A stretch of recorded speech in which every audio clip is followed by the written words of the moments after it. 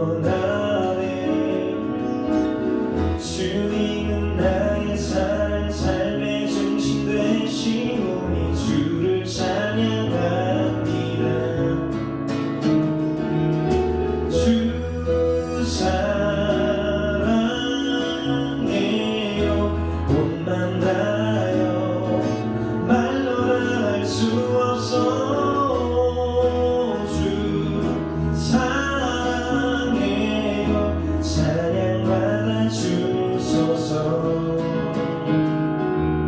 주님 사랑 다시 고백하는 새날 주신 감사해요.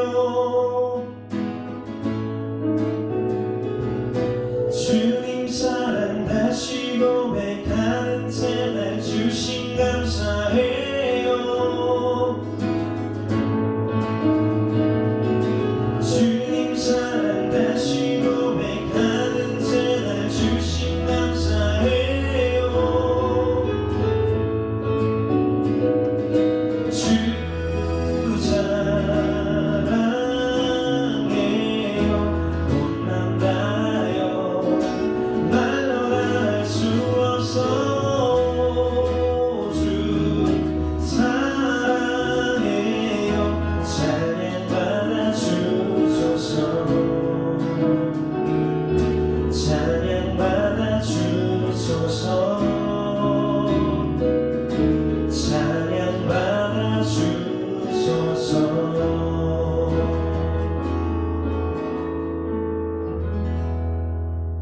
오늘의 성경 말씀은 요한복음 7장 53절에서 8장 11절까지의 말씀입니다. 요한복음 7장 53절에서 8장 11절의 말씀을 제가 봉독하겠습니다. 다 각각 집으로 돌아가고 예수는 감람산으로 가시니라. 아침에 다시 성전으로 들어오시니 백성이 다 나아오는지라 앉으사 그들을 가르치시더니 서기관과 바리새인들이 음행 중에 잡힌 여자를 끌고 와서 가운데 세우고 예수께 말하되 선생이여 이 여자가 간음하다가 현장에서 잡혔나이다. 모세는 율법에 이러한 여자를 돌로 치라 명하였거니와 선생은 어떻게 말하겠나이까. 그들이 이렇게 말함은 고발할 조건을 얻고자 하여 예수를 시험함이러라. 예수께서 몸을 굽히사 손가락으로 땅에 쓰시니 그들이 묻기를 맞이 아니하는지라. 이에 일어나 이르시되 너희 중에 죄 없는 자가 먼저 돌로 치라 하시고 다시 몸을 굽혀 손가락으로 땅에 쓰시니 그들이 이 말씀을 듣고 양심의 가책을 느껴 어른을 시작하여 젊은이까지 하나씩 나가고 오직 예수와 그 가운데 섰는 여자만 남았더라. 예수께서 일어나사 여자 외에 아무도 없는 것을 보시고 이르시되 여자여 너를 고발하던 그들이 어디 있느냐? 너를 정죄한 자가 없느냐? 대답하되 주여 없나이다. 예수께서 이르시되 나도 너를 정죄하지 아니하노니 가서 다시는 죄를 범하지 말라 하시니라. 아멘. 오늘은 덮어줄 수 있는 사랑이라는 제목으로 하나님의 말씀을 전하도록 하겠습니다. 오늘 우리가 함께 나누는 이 말씀의 이야기는 우리가 어려서부터 교회를 다녔다면 한 번쯤은 들어봤을 법한 그런 이야기입니다. 그리고 이 사건을 통해서 예수님께서 하셨던 말씀은 너무나 유명한 말씀이에요. 음행한 여인을 데리고 온 사람들에게 하셨던 말씀이에요. 너희 중에 죄 없는 자가 먼저 돌로 치라. 지금 성경을 보고 있는 친구들은 알겠지만 오늘의 본문이 괄호로 채워져 있는 것을 볼 수 있을 거예요. 이 괄호의 의미는 다른 어떤 성경의 사본에서는 채택되지 않았지만 오늘 우리가 읽고 있는 이 개역개정 성경에는 이 이야기가 예수님의 인격과 예수님의 사역의 통일성이 보이기 때문에 채택되어진 것으로 볼 수 있어요. 이 이야기가 다른 사본에서 채택되지 않는 이유는 여러 가지가 있습니다. 이 이야기 본문의 문체가 요한복음을 기록한 사도 요한의 고유한 특성과 다르다거나 2세기에서 3세기의 교회들이 기독교 윤리와 이교도의 윤리를 구별짓는 기준으로 간음이란 요소를 들었는데 자칫 잘못하면 이 이야기가 간음죄를 저질러도 쉽게 용서받을 수 있고 또 이 간음죄가 가볍게 생각되어질 수 있다는 이유 때문에 채택되지 않은 경우도 있어요. 그러나 이 말씀을 더욱더 깊이 묵상하면 결코 간음죄에 대해서 가볍게 생각하지 않고 있다는 것을 알 수 있어요. 그리고 예수님께서도 이 간음죄에 대해서 정죄하지 않고 용서하시지만 결코 그냥 넘어간 것은 아니라는 것도 알 수 있어요. 그리고 이 이야기를 통해서 예수님께서 여인의 죄를 용서해 주신 그 근본이 사랑이라는 것을 깨달을 수 있습니다. 앞으로 몇 주간 예수님께서 병자를 치유하셨거나 어떤 사람을 위로하셨던 사건을 더욱더 깊이 묵상함으로 예수님의 사랑의 관점으로 이 사건들을 재조명하는 시간을 가지려고 합니다. 그렇다면 오늘의 이 사건을 통해서 예수님께서 보여주신 사랑은 과연 무엇일까요? 오늘도 두 가지로 함께 말씀을 나누도록 하겠습니다.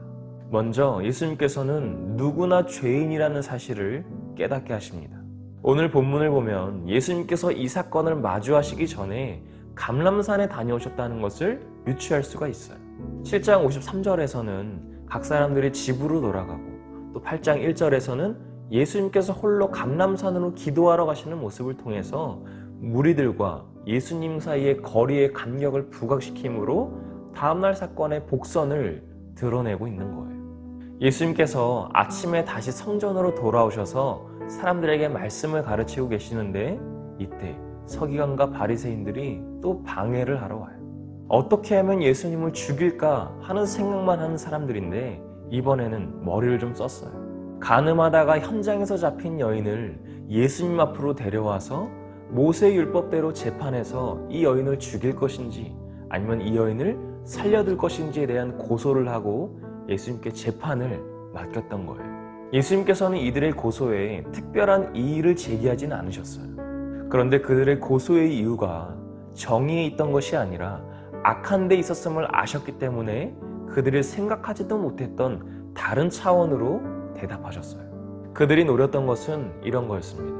만약에 예수님께서 그 여인을 모세의 법대로 죽여야 한다고 말씀하셨다면 그동안 죄인을 용서하시고 구원하신다고 하셨던 예수님의 말씀과 가르침이 모순되고 있음을 지적하려고 했던 거예요. 나아가서는 예수님께서 로마 정부의 허락 없이 단독적으로 사형을 집행하도록 교사했던 살인교사죄의 제목을 뒤집어 씌워서 로마 당국에 고소하려고 했던 거예요. 혹은 예수님께서 그 여인을 살려야 한다고 말씀하신다면 예수님께서 모세의 율법을 어긴다는 명목으로 모든 유대인들에게 고소되어 정죄를 면하기 어려운 상황에 놓이게 하려고 했던 거예요. 어느 쪽으로 대답해도 예수님은 곤란한 상황에 놓일 수밖에 없는 그런 상황이었습니다. 그런데 여기서 이상한 점이 두 가지가 있어요.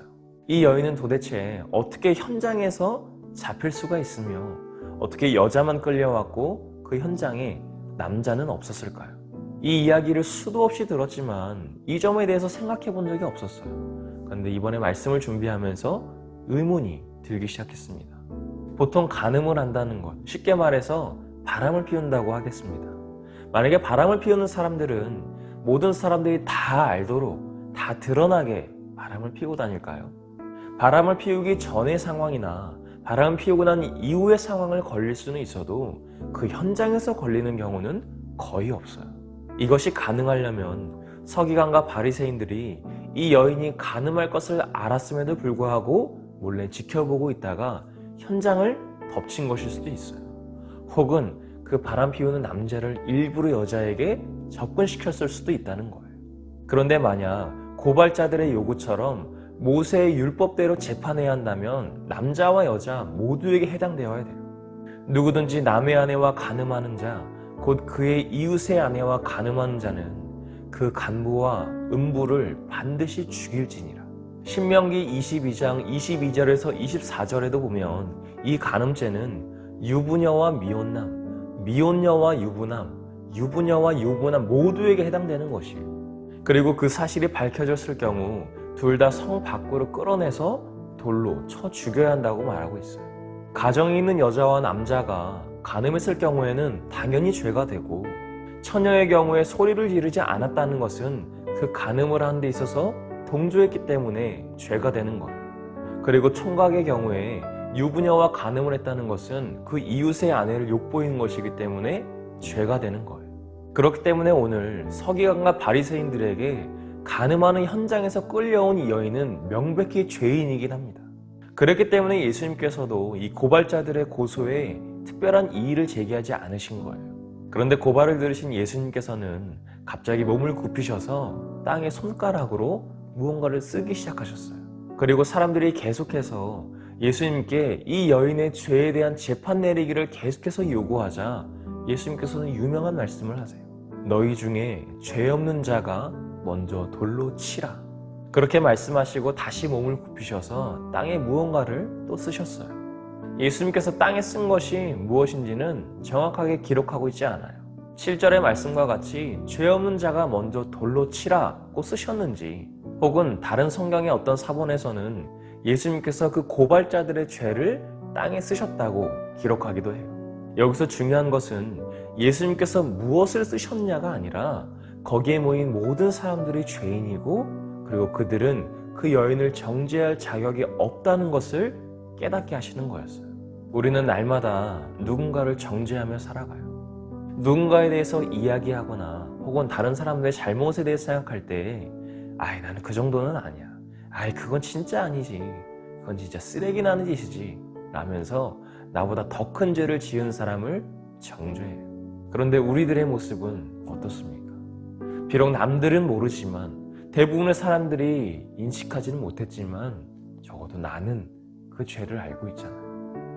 내가 얼마나 죄악된 사람인지, 내가 하루에도 얼마나 수도 없이 생각으로 사람을 죽이며 살아가고 있는지, 그래요, 설령 나를 속였다고 쳐도 하나님께는 속일 수 없다는 거예요. 서기관과 바리새인들이 자신들의 행위를 의롭다고 생각하면서 간음한 여인을 예수님께로 데려온 행위는 아주 오만한 행위였어요.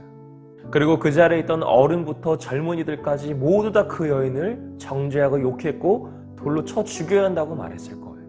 그런데 예수님께서는 이 여인의 죄를 밝히기보다, 이 여인이 그 죄로 인해서 죽는 것보다 그곳에 모인 모든 사람들이 스스로를 돌아보기를 원하셨던 거예요. 이것이 진정한 율법입니다. 진짜 율법은 형벌을 가하는 것보다 죄를 짓지 않도록 사전에 방지하는 데 더 큰 비중을 두고 만들어진 거예요. 율법의 완성이신 예수님께서는 죄인을 벌하는 것보다 그 죄인이 다시는 죄를 짓지 않도록 하는 것이 더 우선이었습니다. 그래서 사람들로 하여금 양심의 가책을 느끼게 하신 거예요. 두 번째로 예수님께서는 죄를 드러내지 않으시고 용서하십니다.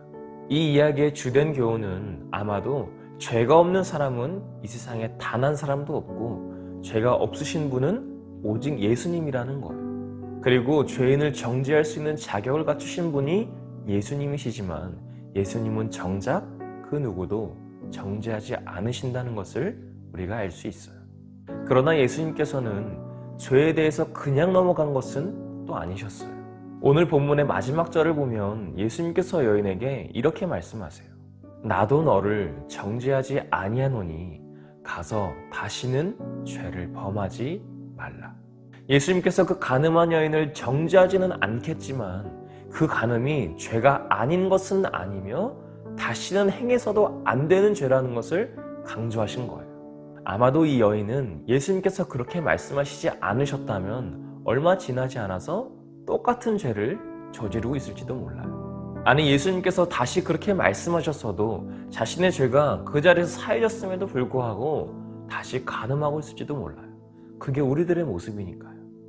그런데 저는 이 부분을 더욱더 깊이 묵상하면서 더 놀라운 예수님의 사랑의 은혜를 체험하게 됐습니다. 본문 말씀 10절을 보면은 예수님께서 몸을 굽히셔서 땅에 무언가를 쓰시고서는 다시 일어나신 모습을 볼 수가 있어요. 그리고 그 다음에 하셨던 예수님의 행동이 무엇인지 아십니까? 예수께서 일어나사 여자 외에 아무도 없는 것을 보시고 일어나시면서 그 여자 주변에 아무도 없음을 살피셨다는 거예요. 이게 무슨 의미입니까? 사람들 앞에서, 그 많은 사람들 앞에서 이 여인이 죄로 인해서 수치를 당하지 않게 하시려고 하셨다는 거예요. 그리고 그 여인을 죽이려고 했던 사람들이 모두 떠나고 나서야, 그제서야 그 여인에게 죄를 깨닫게 하셨어요. 우리는 누군가가 잘못을 하면 그 사람이 그 잘못을 알기를 바라요. 그리고 그 사람이 그 잘못을 꼭 고치기를 바랍니다. 그 사람의 보호자도 아니고 그 사람을 평생 책임질 사람도 아니면서 물론 사회생활을 하는 데 있어서 필요한 일일 수도 있고 또 내가 불편하기 때문에 그 사람이 고쳐지길 바라는 마음일 수도 있어요. 그러나 대부분의 경우는 정말로 그 사람이 옳은 길로 가기를 바라는 마음에서 우러난 것이 아니라는 거예요. 그 사람의 허물을 찾아내는 것, 그 허물을 드러내서 다른 사람들이 알게 하는 것, 이것을 통해서 우리는 일종의 쾌감을 느껴요. 이게 사람의 악한 본성이에요. 처음에는 그 사람도 부끄러울 수 있으니까 말을 돌려서 하기도 하고 시간을 주어서 스스로 깨닫게 하기도 해요. 그러나 결국 그 사람이 고쳐지지 않으면 어떠한 방법을 동원해서라도 그 사람이 그 잘못을 알게 하는 데 노력한다는 거예요. 여러분이 어렸을 때 부모님께서 여러분에게 너 잘못한 거 없어? 지금 기회 줄 때 솔직하게 말해 라고 말하셨을 때가 있을 거예요. 우리는 그때도 잘못을 순순히 인정하지 않았어요. 아이 설마 그걸 알겠어? 진짜 아무도 모르겠는데. 그런데 부모님은 다 알고 계시고 알면서도 물어보시는 거예요. 그러나 우리가 스스로 고백하길 원하시고 용서해 주려고 물어보시는 거예요. 아까 말한 앞의 경우와는 완전히 다른 거예요. 예수님께서도 이 여인이 죄를 지었다는 것은 그 누구보다도 잘 알고 계셨어요. 그럼에도 사람들이 많이 모여있는 곳에서 그 여인의 죄를 드러내지 않으시고 오히려 그곳에 모인 다른 사람들의 죄를 스스로 깨닫게 하시고 돌려보내게 하셨어요. 그리고 사람들이 아무도 없는 것을 보시고 여인에게 말씀하셨어요. 나도 너를 정죄하지 않겠다. 그러나 다시는 그 죄를 범하지 말거라. 누가 봐도 명백하게 죄인인 이 여자를 예수님께서는 그 죄를 드러나지 않게 하시고 수치를 당하지 않게 하셨어요. 그리고 예수님과 나 1대1의 관계 속에서 그 죄를 깨닫게 하셨습니다. 얼마나 감사해요. 모든 사람들 앞에서 내 죄가 까발려지지 않고 오직 예수님과 나와의 관계 속에서 그 죄를 깨닫게 하시고 용서해 주시니까 말이에요. 이 가늠한 여인을 향했던 그 예수님의 사랑, 그리고 우리를 향해서 오늘도 말씀하고 계시고 용서해 주시고 사랑하시는 그 예수님의 사랑이 느껴지십니까? 사랑하는 청소년부 여러분, 누군가를 정말 사랑한다는 것은 이렇게 어려운 일이에요. 우리는 누군가를 칭찬하고 세워주고 아껴주는 것보다 잘못을 밝히고 치부를 드러내고 그 사람을 끌어내리는 것을 더 좋아합니다. 그렇기 때문에 죄를 덮는 사랑, 수치를 덮는 사랑, 허물을 덮는 사랑을 배워야 돼요. 그 사랑을 가르쳐 주시는 분이 오직 예수님이십니다. 죄와는 아무런 상관도 없는 예수님께서 십자가에 달려 죽으심으로 인해서 우리의 죄를 대신하셨어요. 우리가 당할 수 있는 극한의 수치와 고통까지도 모두 다 감당하셨다는 거예요. 아무런 죄가 없으셔서 누구를 정죄해도 가능하신 분께서 우리를 정죄하지 않으세요. 그런데 우리가 감히 예수님께서도 정죄하지 않은 사람을 우리가 정죄할 수 있습니까? 우리가 정죄할 자격이나 있냐고요. 누군가를 정죄할 시간에 그 사람을 위해서 더 기도하길 바랍니다. 그 사람의 죄를 끄집어내서 우리에게 돌아오는 게 뭐예요? 나의 죄가 누군가에 의해서 드러나게 된다면 나는 그 부끄러움을 감당할 자신이 여러분에게 있나요? 뿌린 대로 거둔다는 말이 있어요. 남을 정죄하는 일, 수치스럽게 하는 일, 허물을 드러낸 일을 뿌리는 사람은 결국 그 사람에게 다 돌아오게 되어 있어요. 그러나 사랑을 뿌리는 사람은 그 사랑이 몇 배가 되어 몇십 배, 몇백 배가 되어 자신에게 돌아올 것입니다. 예수님께서 태초부터 약속하시고 2000년 전에 십자가에서 죽으시고 부활하심으로 뿌리신 그 사랑, 우리가 거두고 다시 뿌릴 수 있는 우리 사랑하는 청소년부 친구들과 선생님들이 되시기를 간절히 소망합니다.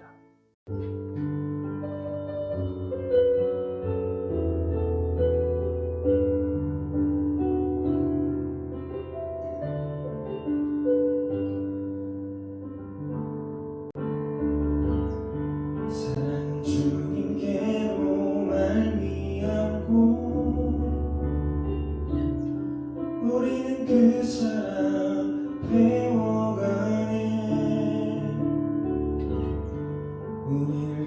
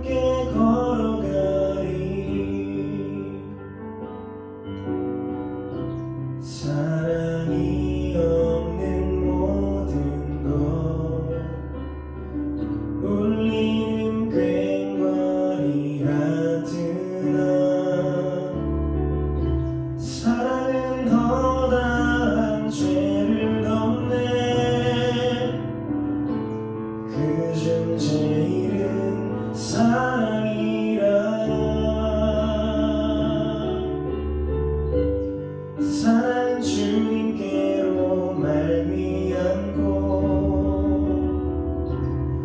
우리는 그 사랑 배워가네. 우리를 죽기까지 사랑하신 그 사랑 닮아가리. 사랑은 주님께로 말미암고 우리는 그 사랑 배워가네. 우리를 죽기까지 사랑하신 그 사랑 닮아가리. 우리 시간에 기도하실 때에 누구를 정죄하셔도 그럴 자격이 있으신 예수님께서 정죄하지 않으신 그 여인을 향했던 사랑처럼 우리도 누군가를 정죄하지 않고 허물을 덮어줄 수 있는 사랑을 하게 해달라고, 그 사랑을 배우게 해달라고 이 시간 교통성으로 기도하겠습니다. 아버지 하나님 감사합니다. 우리 날마다 우리 고백이 너무 헛된 것이었음을 고백합니다. 우리가 날마다 남을 사랑한다고 하고 남을 정죄하지 않는다고 하고 누군가를 비교하지 않는다고 했지만 그런 내 안에 내 마음속에서 누군가를 볼 수 없는 비교하고 판단하고 정죄했던 그 마음을 용서하여 주시옵소서. 내 마음속에 더러운 마음이 있다면 그것을 깨끗이 씻기를 원합니다. 아버지가 죄만 여인을 향했던 예수님의 사랑처럼, 그 수치를 덮어주신 예수님의 사랑처럼, 허물을 덮어주신 그 예수님의 사랑처럼 예수님께서 일어나서 아무도 없는 것을 보시고 그래서 예수님과 그 여인의 일대의 관계 속에서 하나님 죄를 깨닫게 하시고 용서하시는 사랑이 우리 안에도 조금이라도 같이 정될 수 있도록 인도하여 주시옵소서. 우리도 예수님의 사랑을 배우길 원합니다. 허물을 넘는 사랑, 정죄하지 않는 사랑, 아버지와 허물을 덮어주는 그 사랑을 우리 안에 배울 수 있도록 인도하여 주시옵소서. 우리 마음속에 또 하나의 가르침이 원합니다. 예수님의 사랑으로 가르치기 원합니다. 내 상소를 정죄하고 내 상소를 판단하고 내 상소를 기만할 때마다 또 예수님을 바라볼 수 있도록 인도하여 주시옵소서. 우리 누군가 정죄할 자격이 없음을 고백합니다. 내 안에 있는 것들을 먼저 바라볼 수 있도록 인도하여 주시옵소서. 내 안에 더럽된 것들, 내 안에 거짓된 것들, 내 안에 허황된 것들이 먼저 깨어질 수 있도록 인도하여 주시옵소서. 나의 된 자가 준비하시고 오직 예수님으로 살아낼 수 있는 우리 담대함을 허락하여 주시옵소서. 남을 실수롭지 않게 하시고 남을 정죄하는 일로 명함하지 않도록 인도하여 주시옵소서. 모두 주님께서 함께하시는 그 은혜가 우리 안에 생겨지기 원합니다. 우리와 함께하시는 그 은혜가 모두 주님 생겨지기 원합니다. 내 마음속에 예수 그리스도의 십자가가 생겨지기 원합니다. 우리를 죽기까지 사랑하신 그 은혜, 우리를 너무나 사랑하셔서 십자가에 달려 죽으시고 부활하신 그 은혜가, 그 대성의 은혜가 내 안에 새겨질 수 있도록 인도하여 주시옵소서. 우주의 사랑으로 묶여져 있습니다. 그 서로의 허물을 감쌀 수 있도록 인도하여 주시옵시고 서로의 허물을 덮어주며 주님 보여주는 사랑이기를 우리가 함께 갈 수 있는 은혜를 원합니다. 예수님을 닮아가게 하여 주시옵소서. 우리가 함께 하여 주시옵소서. 아무런 죄가 없으셔서 누군가를 정죄해도 가능하신 분께서 정죄하지 않으신 그 예수님의 사랑을 우리가 오늘 함께 나눴습니다. 예수님께서 일어나셔서 아무도 없는 것을 보시고 나서야 그 여인에게 죄를 깨닫게 하시고 죄를 용서해 주신 그 예수님의 사랑처럼 우리가 누군가에게 말할 수 없고 누군가에게 고백할 수 없지만 예수님과 내가 혼자 있을 때, 우리 단둘이 있을 때에 온전히 주님께 죄를 고백하고 그 사랑을 배울 수 있는 우리가 될 수 있도록 인도하여 주시옵소서. 우리는 남을 덮어주고 허물을 덮어주고 죄를 끄집어내지 않는 그 사랑 가운데 살게 하시며 우리의 마음이, 우리 인생이 더욱더 주님의 사랑을 배워가며 살아갈 수 있는 우리가 될 수 있도록 인도하여 주시옵소서. 말씀을 읽고 나아갑니다. 이 말씀들과 한 주간 살아갈 때 우리 삶에서 승리하게 하시고 삶에서 넘어지지 않게 하시며 지치지 않는 새 힘을 허락하는 우리 사랑하는 청소년부 친구들과 선생님 될 수 있도록 인도하여 주시옵소서. 이 오늘 말씀 예수님 이름으로 간절히 기도합니다. 아멘. 하늘에 계신 우리 아버지여, 이름이 거룩히 여김을 받으시오며 나라가 임하시오며 뜻이 하늘에서 이루어진 것 같이 땅에서도 이루어지이다. 오늘 우리에게 일용할 양식을 주시옵고 우리가 우리에게 죄 지은 자를 사하여 준 것 같이 우리 죄를 사하여 주시옵고 우리를 시험에 들게 하지 마시옵고 다만 악에서 구하시옵소서. 나라와 권세와 영광이 아버지께 영원히 있사옵나이다. 아멘.